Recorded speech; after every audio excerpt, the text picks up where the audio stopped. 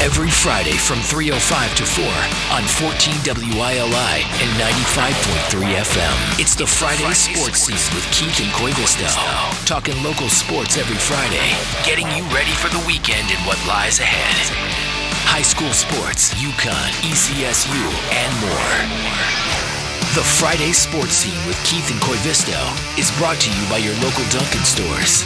Route 32 South Windham, 1015 Main Street, Willimantic, 1575 West Main Street, and 407 Jackson Street. The Friday Sports Scene. Now, here's Keith C. Rice and Jan Koivisto. Thank you, Eddie Bishop. Hey there, how are you? Another edition of the Friday Sports Scene with Keith and Koivisto, brought to you by our local Dunkin' stores. They got the holiday cups out already. The holiday cups are out. Did you get the tree up yet, Jan? No, but my oldest daughter is really anal about it, so it'll go up pretty soon. Right after Thanksgiving. After Thanksgiving. Can't believe it's November already. And our third show for the Friday Sports Scene on this November the 7th. And we got lots going on. Big thanks to J. Matt Rupar. On the other side, we'll take it all 4 o'clock, and that's when you'll hear J. Matt Rupar doing his thing with the Connecticut artist-based music show called Homegrown. But for the next 45, 50 minutes or so, it's nothing but local sports. Of course, we'll touch on the national scene. We got another busy show for you coming up. But first, we'll kick things off with the scoreboard and the schedule locally, where the 1-6 Wyndham High Whips are back at it tonight. Kind of a down year for high school football. Wyndham hosts Waterford at 6:30. I got 4-3 NFA taking on 7-0 Killingly down on Jan's neck of the woods. And, Killingly, what a program they have. They're a powerhouse. They played Griswold last week, which is also competing for a state spot. And on Facebook, there was some posts how it was going to be a good game. Not a good game. Yeah. There's Killingly, and there's everybody else in this neck of the state. So, a quick question before I continue here. When was the last time, I don't mean to put you on the spot, that Killingly has had like an off year? I mean, Killingly's been on fire. I'm going to say that probably 10 or 12 years in a row in the playoffs. Wow. 3 state titles, maybe 4. I don't want to shortchange them. And this year, they should steamroll even to the state title. The one thing they've missed is being ranked number 1 overall. Didn't they win the whole thing last year? Or they did. No, okay, last year they won it, but I mean the state rankings, they've always been ranked. I think the highest they've been is 3rd. Right now they're ranked 2nd in the state, and they're probably the best team in the state. We don't know those teams out west very well. Right. But they really got to be in the discussion because they just dominate good teams. They dominate good teams more than they dominate the weaker teams. And they're pretty much known for that offense, right? High power. Didn't they? What was that state championship game? It was like 44 to something, or was it a high scoring game? They run. It's they call it ROP, RPO. Instead of run pass option, it's run people over. But they got a great quarterback too, Quinn Sumner. I've actually coached his sisters in AAU, and he's done some summer basketball stuff I do. And he throws like 7 times a game, and he completes 6 of them, it seems. Well, I'm embarrassed to admit this, but what's the name of the coach again? Chad Neal. Okay, he's been around for a while. He's been through this whole run. He had actually probably a couple tough years first, but they've built a program now. When is Chad Neal going to move up to college or something? This guy's unbelievable. I think he loves what he's doing. He's a local guy. There? He's a local guy? Yeah, okay. Putnam kid, I think, and he's got, family. His family's all there. Jeez. I think he's got a young son that probably will be playing for him in a few years. I think he's happy with what he's doing, and it's great for the area. It's great for the kids. I can't say enough good things about him. And he's a great guy. There was I think it was last year or 2 years ago, there was a preseason, before one of the postseason games, a pregame speech he gave. If you Google it and find it, it's off the hook. Hey, Chad, Bill O'Brien's 1-7 at BC. Just saying. That's great, though. What a story. Hello to our YouTube viewers, by the way. You can go back and watch the Friday Sports Scene with Keith and Koivisto. Sometimes it's uploaded on Sunday, right, Matt? Yeah. So next week, got nothing going on. You could... you watch the show as well on WILI Radio on YouTube, not just Friday Sports Scene, but all their great talk shows. You get to see our pretty faces when you watch it on YouTube. All right, elsewhere on the high school scoreboard or schedule, 2-5 E.O. Smith is home for Bristol Eastern. So both Wyndham and E.O. Smith coming off tough blowout losses last week. Coventry, Wyndham Tech. Back to E.O. Smith for a second. Jacob Stearns will join us. He's the defensive backs and wide receiver coach. We'll be talking to him in just a few minutes here on the Friday Sports Scene. Coventry Wyndham Tech, Bolton. They're home for Weaver at 6:30. Bacon Lyman, they play tomorrow against Valley. That's an 11 a.m. kickoff. I got to give ECSU field hockey a shout out. My trolley trivia last night, I ran into Hannah, who's the starting goaltender. There's this team called the Trolley's Angels, a little side note, that comes out to play. These ECSU girls, they come out to play trolley trivia. And I've known them for a while. And at the end of the night, one of the girls goes, do you know Hannah is the starting goaltender for Eastern, and they're in the LEC, they're in the Little East Finals on Saturday. I said, get out of here. Good luck to them. Good luck to them. Yeah, they beat Castleton, so they'll take on Keene State tomorrow at 1 in Mansfield for the Little East Championship. Fourth-ranked UConn men's basketball team plays UMass Lowell in Hartford tonight. We got the game here on WILI starting at 7. I believe at last check, the line is 33.5 for UConn. Top-ranked UConn women plays Sunday afternoon against Florida State. I believe that's in Hartford as well. UConn football, 6-3 after a nice 38-19 win over UAB at the Rent in East Hartford. Duke comes to the Rent tomorrow at 3:30, a 2 o'clock pregame here on WILI. UConn men's hockey, 4-3-1. They have a home-and-home with Providence this weekend. They're in Stores tonight, at PC tomorrow. UConn women's hockey, 7-2-1. They'll be at BC tonight. UConn women's soccer fell to Xavier in the Big East tournament, 7-0. UConn men's soccer at Seton Hall. Nationally, Bruins, look out, won 5 in a row. Yeah, talk to me next week. They beat Ottawa last night. Celtics are 4-5. They'll play at the Magic in Orlando. And then football, Pats in Tampa. That's a big one, taking on Baker and the boys on Sunday. Giants at Chicago. Jets host Cleveland. And I mentioned Jacob Stearns coming up in just a few minutes. And my cousin, another Keith and the Cuz segment. Keith and the Cuz segment coming up at about, we'll give Jacob a call in just a few minutes, Matt. Jeff Bennett. We had Andy Bach on a few weeks ago to talk UConn. Another close cousin of mine who were inseparable growing up. He was the best man at my wedding, and he's a Willimantic native, well-known around here, so it'll be great to have Jeff on. He's going to talk a little. He is Mr. Stats, let me tell you. He was the research director at ESPN for over 30 years. Now he's the VP of Talent, Research, and Analytics for FanDuel Sports Network. Wow, that sounds like a hell of a gig. Yeah, and he deserves it. He's very good at what he does. So Jeff will tie a bow on the 2025 baseball season. I'd like to get his thoughts on the World Series. And before we call Jacob, Jan and I are just going to do a little World Series wrap up and before we get to Jacob Stearns. But big shout out again to our Dunkin' stores. As I said, the holiday cups are out. You can see that on YouTube if you when you watch it next week. And I'm feeling very festive. I got the peppermint mocha today. Route 32 South Wyndham, 407 Jackson Street, 1015 Main Street, 1575 West Main Street. They got the Wicked for Good menu now through December 2nd with the Wicked Pink Refresher, Wicked Good Munchkins with fully coated in green and pink sprinkles. Holiday lattes. Are you a latte guy, Jan? Just black coffee. Yeah, me too. I'm a black coffee guy, but sometime in the afternoon I turn into a latte person. I don't know why. So I got they got the cookie butter cloud latte, holiday signature lattes are out. As I said, the peppermint mocha and I had the toasted white chocolate signature latte yesterday. So thank you to our Dunkin' stores. All right, Jan Koivisto from the Chronicle. Before we get to Jacob Stearns, our first guest today, thoughts on probably, again, there's been so many great, and I want to ask Jeff this too. A lot of people go, best World Series of all time. Take it easy. There's been a lot of great World Series. Recency bias. Exactly. Recency bias. So your thoughts on the 2025 World Series? It was great. I was telling you, I'm not sure I would have made it for Game 7, but I had a buddy over, so I stayed up and watched the whole thing, and boy, am I glad I did. I mean, I didn't have a horse in the race like you didn't as well, but you still kind of sweat every pitch. That's the greatness of baseball, is that little delay in between pitches, and every pitch mattered from the seventh inning on. It was just it seemed like the best Game 7 ever. That may be recency bias too. I like that. Although the Cleveland, that might have been Game 6. Cleveland Indians, Florida Marlins. When Cleveland. Cleveland and the Cubs. Yeah, when Rajay Davis hit the 3-run, the local kid from London. Hit the 3-run home run to tie it up off Chapman, but they lost the series, so that kind of changes how you look at that series, I think. But this one was great. Everybody made plays. Dodgers just, as we talked about before the show started, they know how to win. Yeah. Not saying the Jays don't. The Jays, I mean, look, did anybody expect in spring training that the Toronto Blue Jays were going to be in the World Series? No way. No way. I think that in that tough division with the Yankees and the Sox were improving, and the Orioles, the Orioles were a big disappointment this year. Yeah, expected more of. And the Jays outplayed them. They outscored them by 8 or 12 runs. The Dodgers I think hit just over 200. The Jays hit like 270.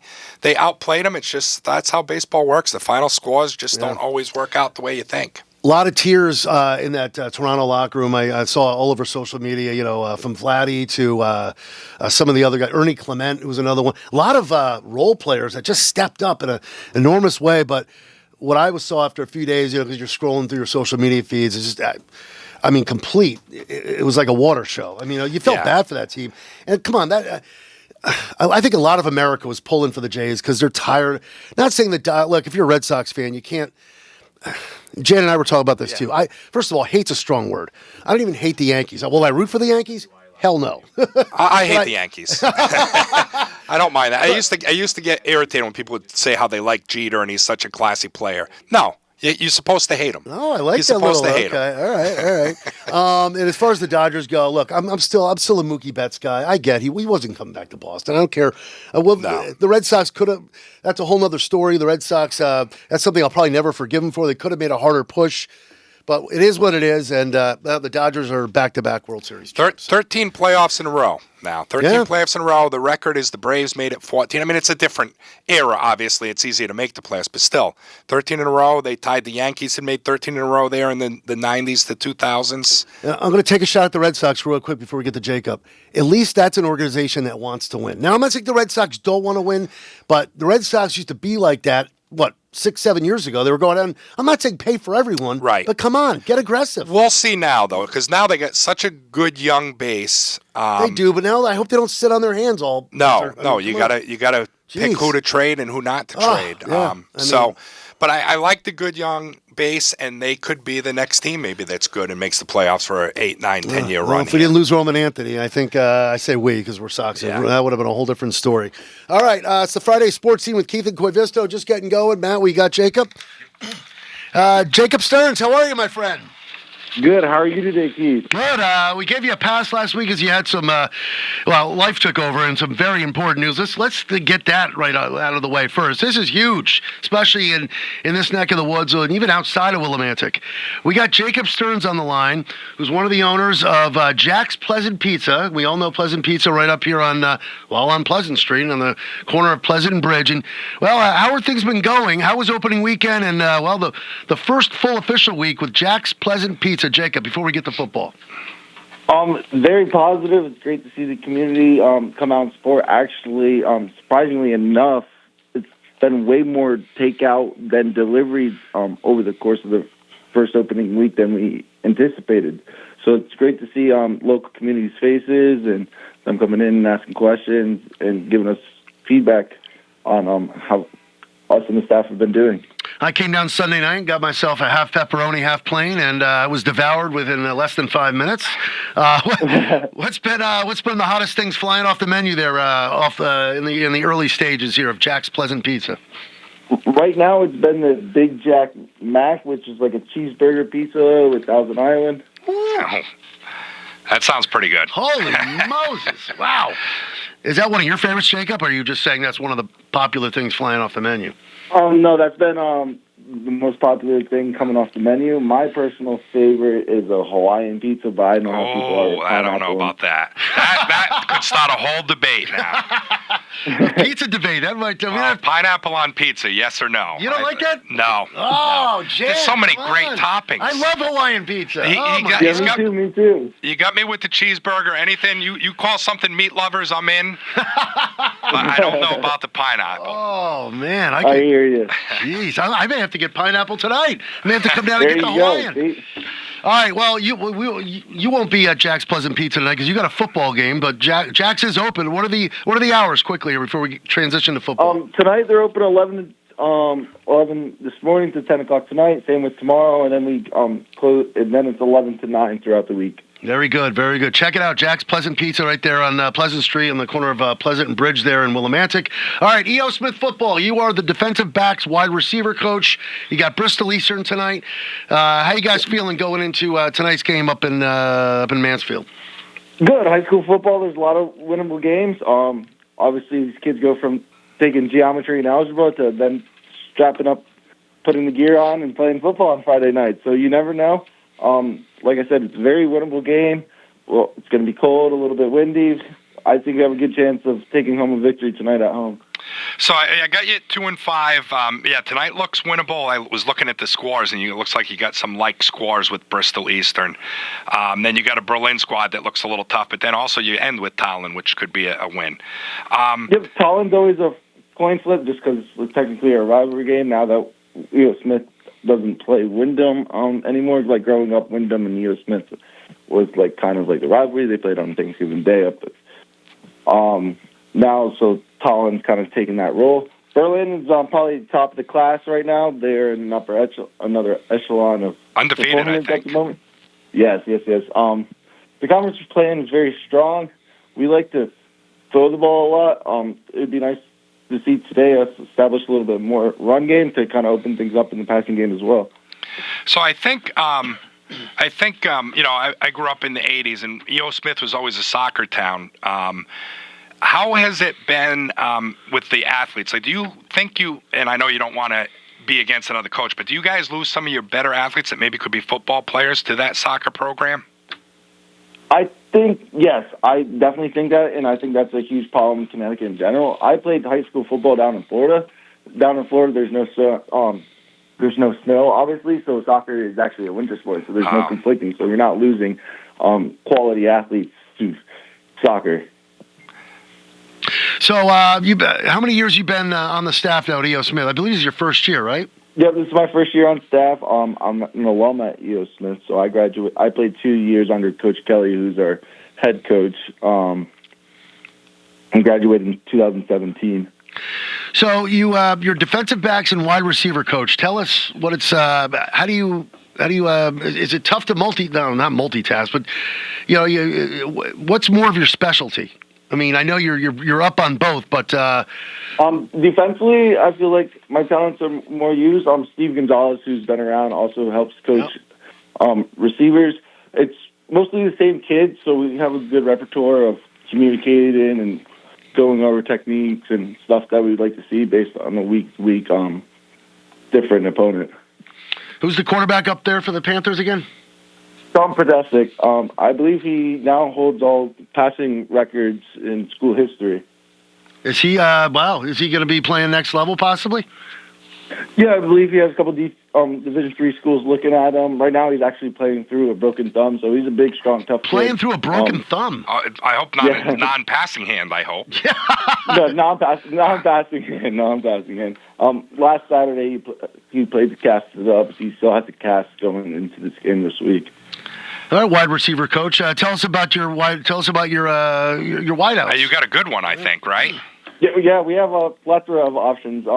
The room is headlined by senior receiver Joey Baker. He was an All-State receiver last year.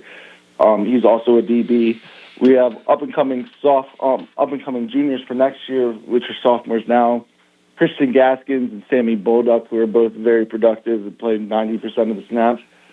And then Talon Hancock-Melody is another senior wide receiver. He just seems to make plays. Whenever we need a 3rd and 6 conversion, it seems like he comes up with the ball. So you have a pretty good-sized roster. I looking at the CIAC site, had you at 63 players. I'm not sure, maybe you lost a couple, but do you have some JV program and have some JV games still? Yeah, so I'm the defense coordinator in the JV program, so I coach them on Saturdays.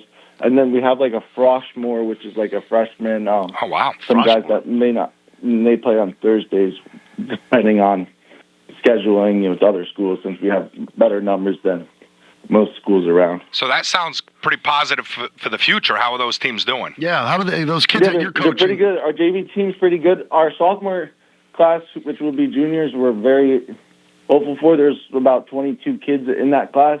That out of the 22, we're expecting very quality production over the next couple of years out of them. So you're doing the Froshmore JV coaching, and then you're assisting at on the varsity level too. Just JV and varsity, but I'll help out wherever is needed. Okay, all right. Where do you see this? Your first year as being like an assistant coach. Obviously, you're enjoying it. Is this something you? Along with the pizza business, and we got to mention Jack's Market on the Green in the center of Lebanon. Do you see yourself pursuing more, getting into coaching more seriously down the road? It's something that I've always been passionate about wanting to do. So we'll take it day by day. The long growing seasons, it's obviously I'm an assistant coach. I'm sure head coach looks at it more as a full-time job on top of his other full-time job. So we'll see. I'm young, so you never know what's in the cards. Jacob, I don't know how you do it. With Jack's Market on the Green, Jack's Pleasant Pizza. You're coaching at E.O. Smith. Am I missing anything else? I'm sure I am. What else are we missing? I play in some men's adult league softball. But besides that, that's all. Because you got time for that too, right? Oh, to be young again, right? Though. I like to get it in. Jeez. One more quick question. How about, I meant to ask you back to the team for a second. Any of these defensive guys getting looks from colleges like you mentioned the quarterback there? Most of our young guys, most of our defense is led by young guys. Sophomore inside backer Hunter Collins is kind of the captain of the defense per se. So we're a couple years down defensively, which you could probably tell in box scores that we give up quite a few points. We also are able to score points, so we kind of take the good with the bad. All right, so in the next couple of years, I would like to say there's probably going to be 3 or 4 guys that go play at the next level. Very good. I was about to say, so E.O. Smith's going to be a team to be reckoned with down the road, huh? That's the goal. I mean, everyone we play, it's like I said, they go from Mouse to Road to playing Friday Night Football, so you never know what you're going to get. If they stay consistent and work hard, we think we have a good shot. I want to wake up tomorrow morning and see like a 28-7 E.O. Smith win tomorrow. Come on. I would love to see that. That's a good quality win on both sides of the ball. Or maybe I'll text you later. I'll put W or L. And hopefully you respond with W. But, Jacob, we know you're busy. Continued success with Jack's Market on the Green and Jack's Pleasant Pizza, and best of luck tonight. Good luck tonight, Jacob. Awesome. Thank you, guys. I appreciate you guys having me on. You got it. Thank you, Jacob. Yep, take care. All right, there he goes, Jacob Stearns. Of course, Jack's Market on the Green, Jack's Pleasant Pizza. Jack's Pleasant Pizza, we just mentioned, opened up last weekend. You got to go check it out. Phenomenal job over there. And best of luck to the Panthers. They take on Bristol Eastern tonight, which, as we talked about, should be a win, right? Yeah, it's a tough thing, I think, because even though the program now, I think it started in the late 90s, it's hard to build a program, and I feel like Coach Kelly's had a couple 500 years now. If he can get to 4 wins this year and go 4-5, I think that's pretty successful. And then, like Jacob was saying, the roster's young. Let's win 6 or 7 next year. Build on that, and then that's how you build a program. Yeah, it takes a long time in football. Let's make it a soccer and football school. There you go. There you go. All right, so we'll take a step away, take a quick break, and on the other side, around 3:35 or so, give or take what we got for the spot break here, we'll have Jeff Bennett, the VP of Talent Research and Analytics at FanDuel Sports Network. We'll talk a little baseball, and we'll pick Jeff's mind on a few other topics as well. It's the Friday Sports Scene with Keith and Koivisto, brought to you by our local Dunkin' stores. We're back in a flash here on WILI. Back here on the Friday Sports Scene with Keith and Koivisto for this November the 7th at WILI, 1400 AM, 95.3 FM. Brought to you by our local Dunkin' stores. And we'll take you right until 4 o'clock. I want to thank Jacob Stearns for a few minutes. Good luck to E.O. Smith against Bristol Eastern tonight. Jeff Bennett in just a sec here. We'll talk a little World Series, kind of close the book on the 2025 MLB season. But right now, before we get to Jeff, let's touch on the UConn men since they'll be on WILI tonight. Take it on UMass Lowell in Hartford. Again, you and I were just talking about this, Jan. It's look, we're big college hoops fans. We love watching UConn basketball. First of all, I think I was busy the other night against New Haven. It's tough to really sit down and get into a UConn New Haven or UConn UMass Lowell game, but as Wayno even said last week, it's kind of like a scrimmage, right? It's right. Figuring out where you're at. They got their first 3, New Haven, UMass Lowell, and then Columbia. And then they get right to some big boys. BYU and Arizona both are ranked. So they'll get to that. I did watch probably half the New Haven game. I didn't think they played very well. I had asked Andy about Caravan, and he did pretty well. He was probably their best player, which I think we need to see, 17 and 11. Yeah. So he had a good game, but nobody else really did. They didn't shoot the ball well. They were 8 for 34 from 3. Just maybe not in mid-season form yet. Dan Hurley also said, I think in the New Haven game there was a lot of fouls. I think there was. Hurley was upset about that. Now, so. Waino talked about that, and that is an issue. You can't be fouled. They had 20 team fouls against New Haven. Yeah. So there's things they got to work on. You're right, and that's this time of year against the cupcake teams like in New Haven or UMass Lowell. This is how you get better for the St. John's and the but like the team fouls to me, like again, you can coast a little bit in the game. The team fouls to me against a team like New Haven, where they're athletically just so much better than, is not a good sign. And it really isn't a good sign because you're just out of position and you're lazy. And I guess that can be improved on, but it just can't happen. You foul St. John's 20, 25 times, you're going to lose by 20. Boy, so. I cannot wait. You and I were just talking about this as well. UConn St. John's is going to be so much fun this year. So I was going to just fast forward. You said, I was going to say, like, can we fast forward and get to, but there's some good ones coming up in December or in November. You mentioned BYU and what was the other one you said? Arizona. Arizona, so too. two ranked teams, so those will be good games, good tests. All right, well, let's, another Keith and the Cuz seg here. We had Andy Bach a couple weeks ago, right? Now we bring in Jeff Bennett, who was Willimantic native, longtime ESPN research director. He's moved on from there after 30 years of great success, and now he's the VP of Talent Research and Analytics at FanDuel Sports Network. Hello, Jeff. Keith, how are you today? Good. Crystal clear line there. It's almost like we're live streaming here. Great to have you, Jan Koivisto from the Chronicle. Welcome into the Friday sports scene. And first of all, how are things going at FanDuel Sports Network, Jeff? They're going great. A lot of momentum here in the regional sports network business.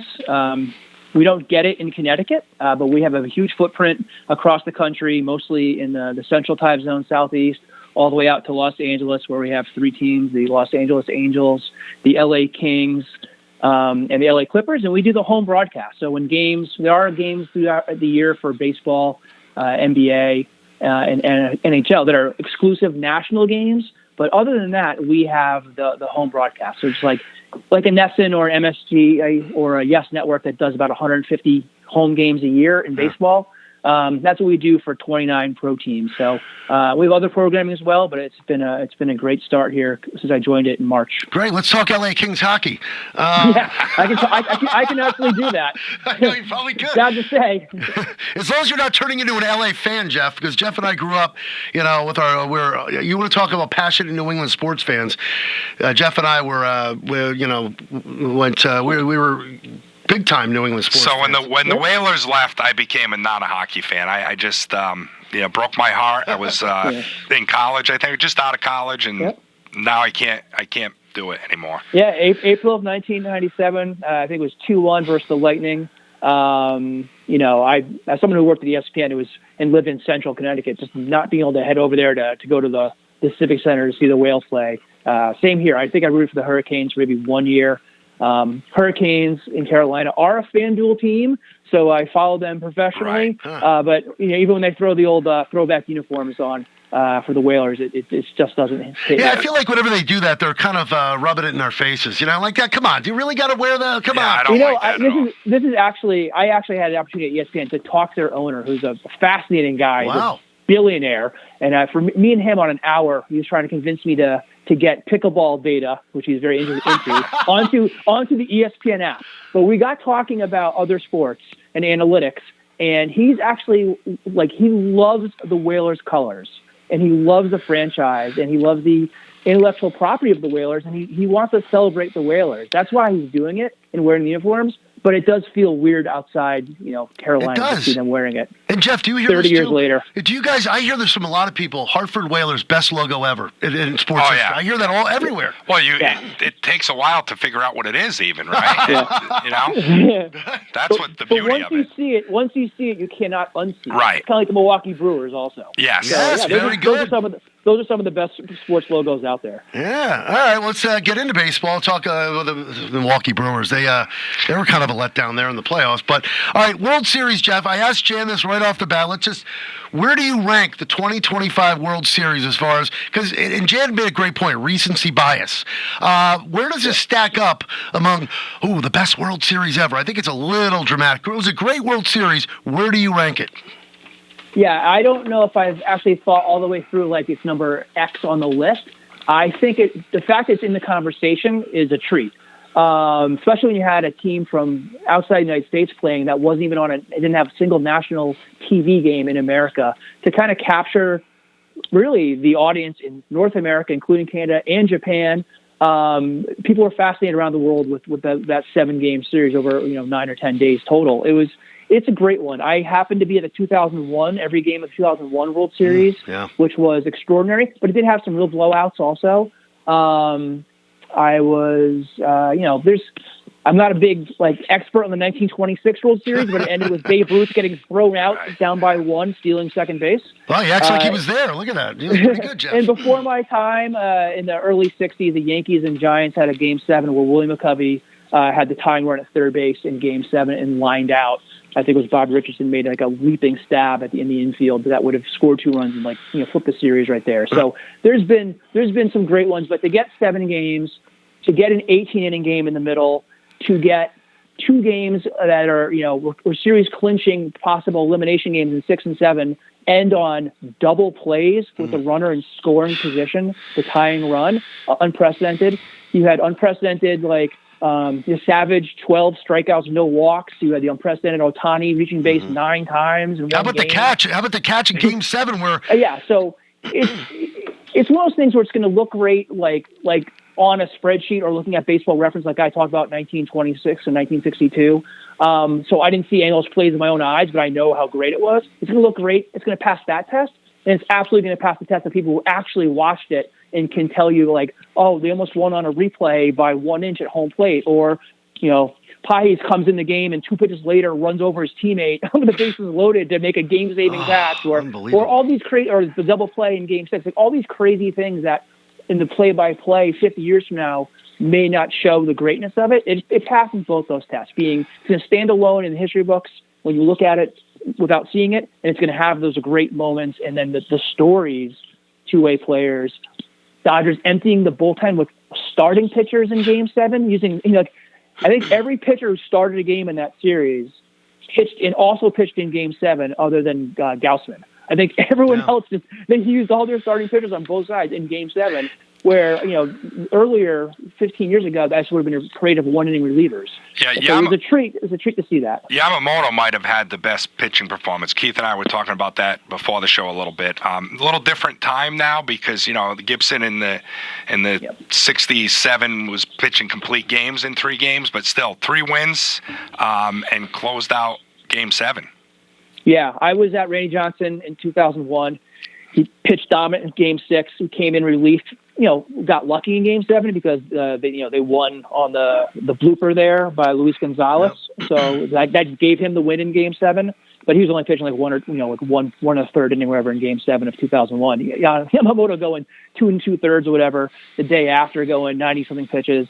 And he pitched Game 2. It wasn't like he was Game 1, 4, and 7. Like McLean or Gibson or Burdett. Yep. He's going 2, 6, 7. That's a tough one to do. And you mentioned you could make a case that Ohtani really didn't have that great of a postseason, and I'm not talking. He wasn't great on the mound in the World Series, and I think that Game 4 NLCS game against the Brewers, people are going to 3 home runs, an amazing game. But other than that, I wouldn't say Ohtani's postseason lit the world on fire, right? I would say yes. You're absolutely right. I mean, he was as great as he looked unworldly, and then he looked so below average from day to day. Where other people like Ernie Clement would just go out there and get 2 hits every day, batting 9th for the Blue Jays, and string together a 2 for 4 all the time. Or Guerrero, who almost was consistent all 3 rounds, almost every game. Yeah. But you always have to watch out for Ohtani, and the it factor is you never want to turn off. Even if he's the 3rd batter of an inning. To me, as another World Series I was at every game was 2002. It felt like Barry Bonds. Absolutely. Where you had to be it just added a level of strategy to the game. Yep. Even if he was going to strike out or whatever. And he had some good outs. He hit the ball hard a few times too. So I don't know if it was unlucky, but he did have a lot of swings and misses out of the zone. But the Barry Bonds factor in 2002, he was from another planet in 2002. You can make a case for a lot of those players where you got to go to the bathroom, you better hold it, because players like, as Jeff said, Bonds, Ohtani, even Guerrero, they're just like nails. You don't want to miss their at-bats. Yeah, you got to give the Dodgers a lot of credit for, obviously they spend a lot of money, but they do a lot of things right. All their best players are they have locked up through 2027 or sometimes 2037. They have Yamamoto, Betts, Ohtani, Will Smith, Freeman, Tyler Glasnow. Those guys aren't going anywhere. And then every year they get the contributions from the bottom of the lineups, the PK Hernandezes and whatnot. They got guys who come up in big spots. You can crap on Mookie Betts barely didn't do very much at the plate the entire postseason and regular season. Yeah. And they still won. That just shows you that team, and you got to give the Blue Jays a lot of credit because they showed you they could hit, and they have a lot of scrappy players. But, you can crap all over the Dodgers you want. That team knows how to win. They proved it. And even though I picked Jays in 6, and boy, I really thought I was going to get it for a second. Yeah. I go into that, I'm thinking, oh, God, L.A. will just figure out how to do it, and that's what they did. Yeah, it would have been great to see the Blue Jays win. I was pulling for the Blue Jays, but you have to respect the Dodgers for what they did. Yep. They really are the best run franchise, and they really seem to have a kid every year, too, that comes in and contributes, too. So, I mean, it seems like there's no end in sight for their 13-year playoff run and 3 World Series now in the last Good 6. point, Chip. Their farm system's pretty good, too. I mean, they get whoever they want from around the world. They make smart decisions, though. They get guys who are unselfish. They got Mookie Betts as a shortstop. We saw him play right field. Obviously an infielder coming up through the Red Sox system, but he's turned into a above average shortstop. And they get contributions out of everybody. And guys, they seem like a really selfless team for a lot of stars. So I wanted to ask a question about the Mets, just because I feel like they could be the Dodgers. What's the difference that they're so poor every year? Because they have the money to spend, they can do some of the same things. See May, June, and July when they couldn't get a win for 3 months. But it's something different every year, though. Sometimes it's a late season collapse. And they have a great roster. I was just like, what a collapse! Oh my God. Yeah, I wish I would be working in a front office if I could tell you exactly what they were doing wrong. You could, Jeff. You really could. Well, that's a different story. Certainly maddening, right? I mean, they had a pretty solid season from Soto. Terrific start and best record in baseball at one point, and then just complete flipped on its head to have such a poor finish and come up just short. It just seemed like sloppy play, bad base running, bad defense. Some injuries that hurt their depth, some poor starting pitching, some really poor relief pitching.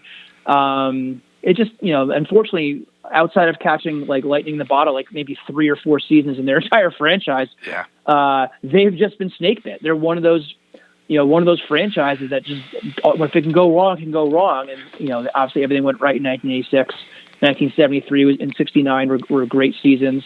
Maybe you could say something about 99, 2000, but other than those 4 or 5 seasons, they are this is what you usually get with the Mets, unfortunately. Can you see the Mets? They have Mets? a lot to do over this offseason. As we continue to put a bow on the baseball season with Jeff Bennett here, the VP of Talent Research and Analytics at FanDuel Sports Network, here on the Friday Sports Scene. Let's one more question about the Mets, so we can touch on the Red Sox and Yankees and whatever other baseball questions we have as we head into the offseason. Jeff, do you think can you see the Mets canning Mendoza or moving on from him after this historic collapse? Yeah, I don't know I don't know enough. I don't watch them enough every day to know how much of it's on the manager.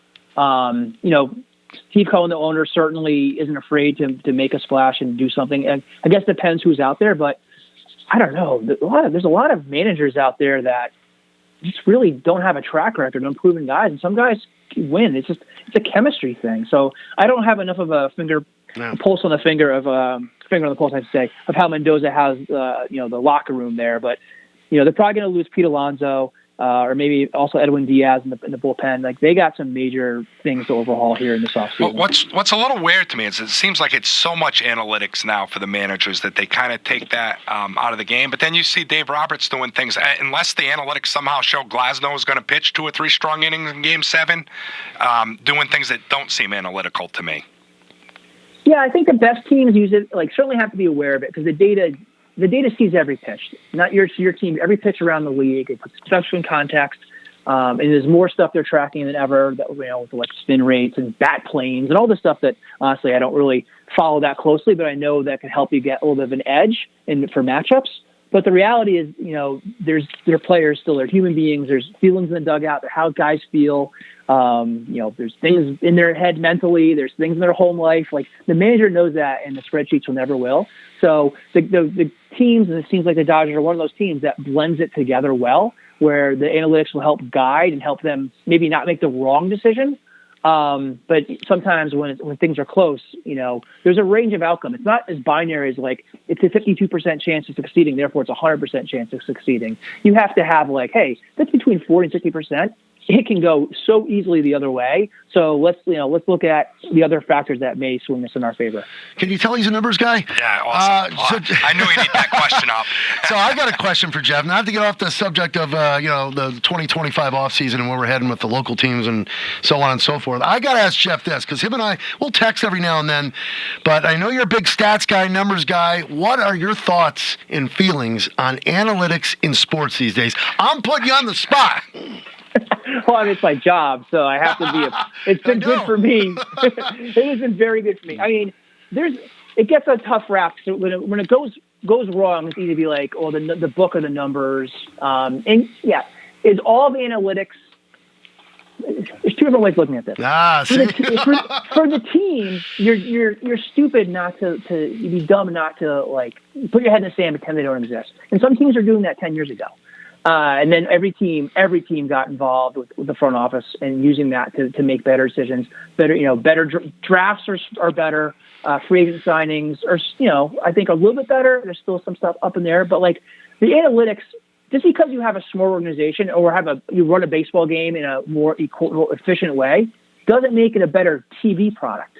Doesn't make it a better fan experience. So those things can absolutely be at odds. Mm-hmm. But there's other times, like if it wasn't for analytics, we wouldn't see coaches go for it on fourth down so much. And let me tell you, I grew up and they punted on 4th and 1 as a rule. Yep. And it's way better going for it. It is. Now, that's a pro, but I will say this. There's a lot of, you could look at it from this standpoint. Our teams, Jeff, it's almost like I feel like the Patriots and Red Sox are relying too much on the analytics. And what happened, like, or the Celtics for that matter. Tatum's out. Oh, we're gonna take it easy this year. So, no, I want my team to go in and try and win every night, Yeah, well, I don't know if analytics stops teams from trying to win every night. I mean, you could say the Celtics take too many threes, and that's an analytically driven. Like, again, I get why taking a three-pointer in the NBA from 23 feet or a corner three, like when you get a 1.5 versus, a regular field goal, two-point field goal, like I get why you take a lot of those because all you have to do is shoot over 33% and you're winning on the net. But seeing an NBA team take 63 pointers,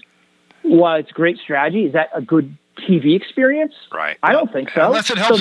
That's the issue. Unless it helps you win a parlay. Can you imagine Larry Bird was taking 18 3-pointers a game? He probably would score 50 points a game, but it would be a different player. Maybe I'm showing my age here. It's a little much. It's kind of a turnoff watching the NBA. I'll still watch it.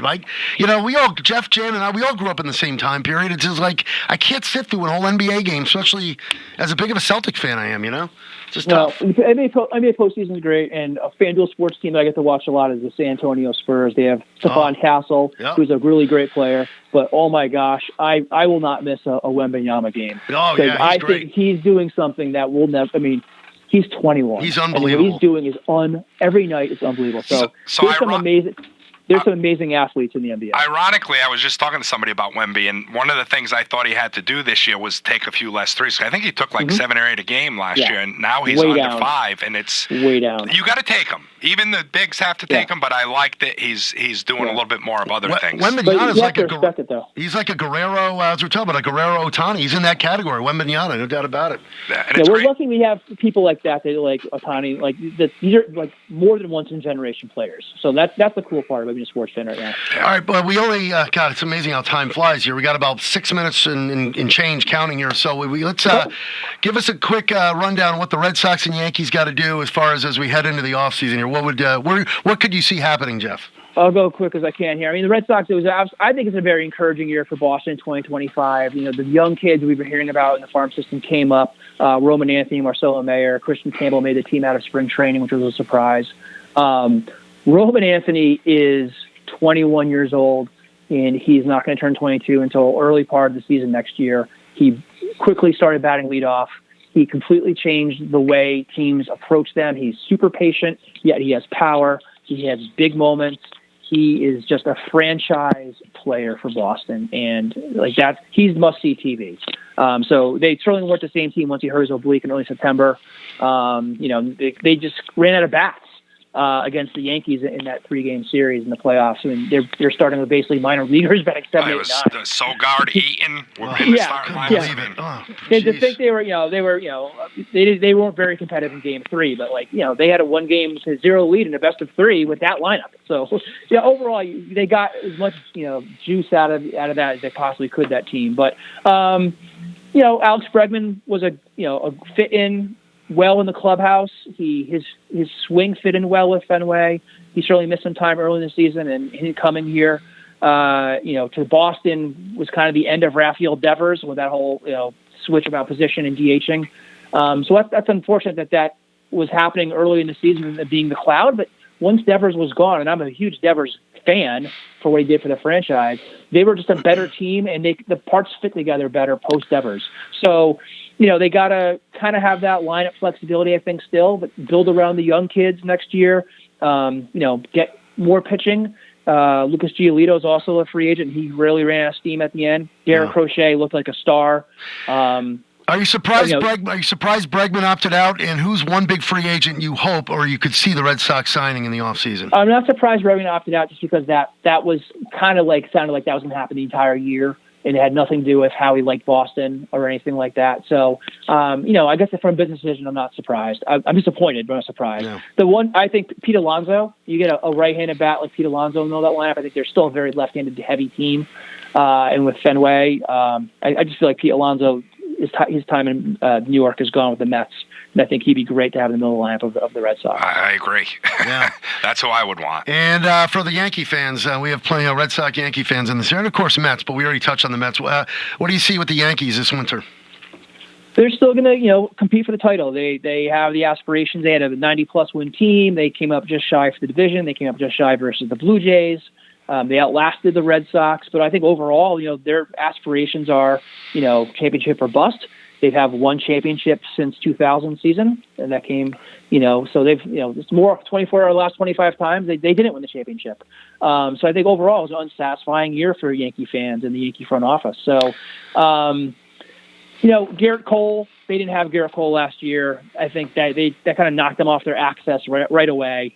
They pieced together really good pitching. Max Fried was excellent. Carlos Rendon had a good year. Schlittler's amazing. Schlittler, it was incredible, but let's see if he can do it for a full season. But obviously, he shoved it against the Red Sox.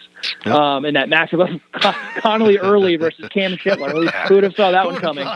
With all the marbles. And he had a good start against the Jays too. Yeah, he did. He did. He got you savage though. But healthy Cole, they have to redo their bullpen. The Yankees, they have to. I think it looks like they're going to lose Cody Bellinger. Paul Goldschmidt, I think, is at the end of his career. So, but they have a kid named Spencer Jones, who they're super high on with play the outfield. And who knows? They maybe a Kyle Tucker, maybe even Kyle Schwarber. I don't know. But there's people. Bo Bichette. Unfortunately, I could see Bo Bichette being a Yankee. Yep. But they had a lot of guys they played out of position last year. They had a lot of guys, moving all around the field. So they got to get some more stability in their team. Jeff Bennett, my cousin / best man and inseparable friend growing up here in the Willimantic area, now VP of Research, Talent, and Analytics at FanDuel Sports Network. Before we say goodbye, leave us with one NFL pick off the top of your head this weekend. Oh, wow. No pressure. Yeah. I don't know if I have it. I haven't looked at the board well enough yet. All right, if you're not ready, don't worry. I'm really hoping this. I think it's a litmus test for the Patriots. They've had such a soft schedule. I think the Bucs are really, really good. They're on the road in Tampa. They're underdogs, but they haven't been underdogs for a while. It's not a big number. I wouldn't be surprised. I think the Bucs are really good, but I wouldn't be surprised if the Pats eked out a win by a field goal. All right, Jeff. Thanks so much. When you got to get up here soon, will you? Yeah, love to be there. It's my hometown. All right. Thanks, buddy. Great job, Jeff. Thanks for having me, guys. All right. Thanks, Jeff. There he goes, Jeff Bennett. We got, 30 seconds, Matt? 30 seconds. All right, real quick, your pick? Bills to roll over the Dolphins. And I got the Lions to roll over the Commanders. That's it for the Friday Sports Team with Keith and Koivisto. Thanks to our local Dunkin' stores, J. Matt Rupar. And don't forget, you can watch the show on the WILI Radio YouTube channel. Have a great weekend.